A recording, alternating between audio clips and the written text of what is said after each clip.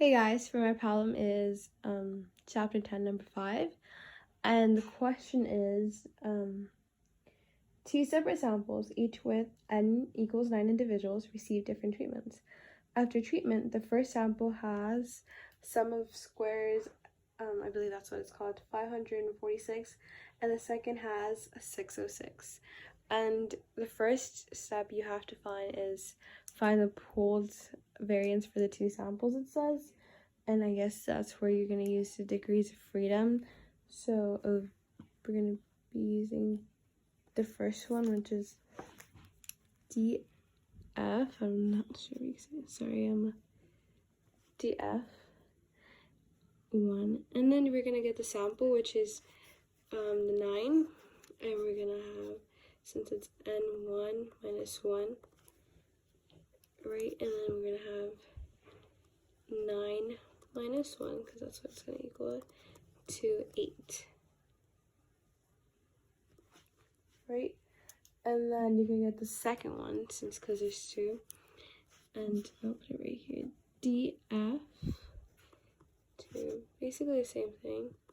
Be 9 minus 1 equals 8.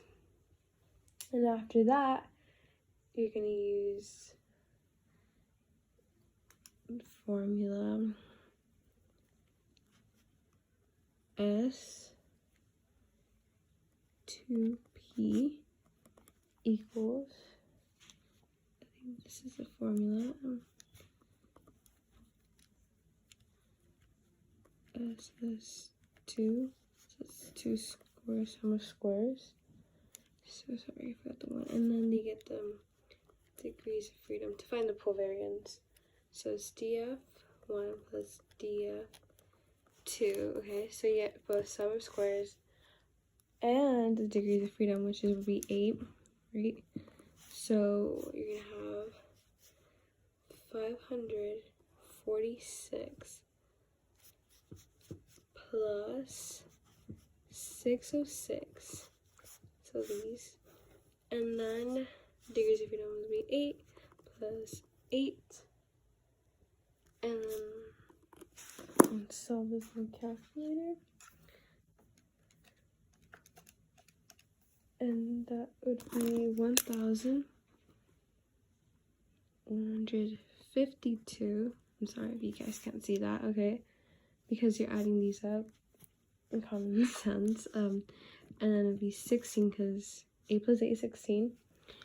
And then once you solve this, let me grab this calculator just in case. Divided by 16, that would equal 72. So this is the pool variance. Sorry if you guys didn't see that. That's the pool variance. So basically what I did was use this formula, which would be sum of squares, 1 and 2, and the degrees of freedom. So that's okay. And then that's 8. For B, so let's compute the estimated standard error for the sample mean difference.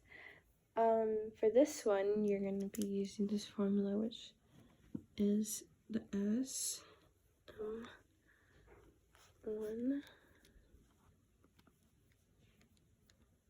minus 2 equals,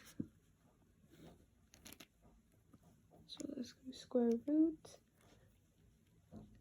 S2P plus S2P again. So then we're going to do that. So let's go by the samples. So this is the formula, so okay.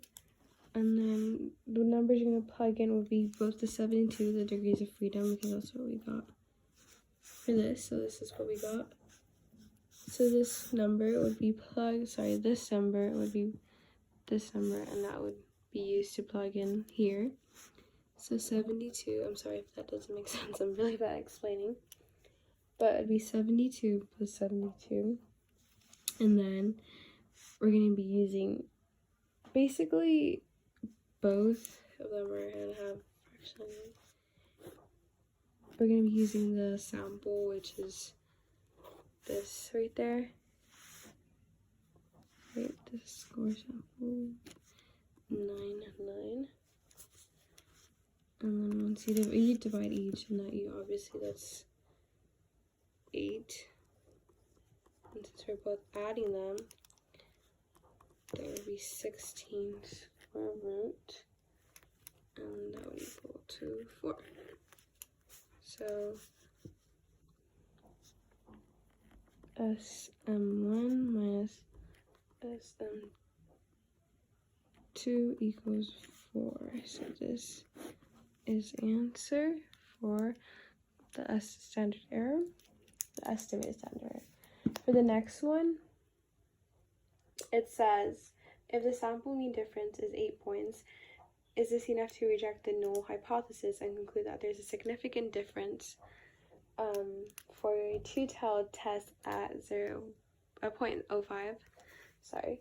And this formula we're going to be using, I think it's 10 equals M1 minus M2 next to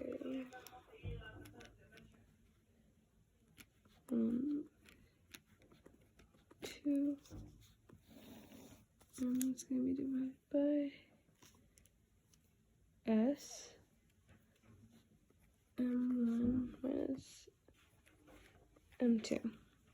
So for this, the answer, okay, for this formula, these numbers are going to be, it's going to be an 8.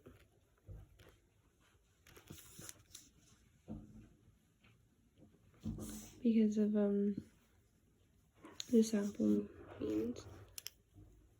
And then for this number right here, it would basically what we got on this second one for part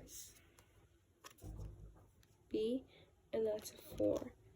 So you divide those, and that would be a 2. So your 2 equals 2. I think this is in the simple way. And then it says to conclude that there's a significant difference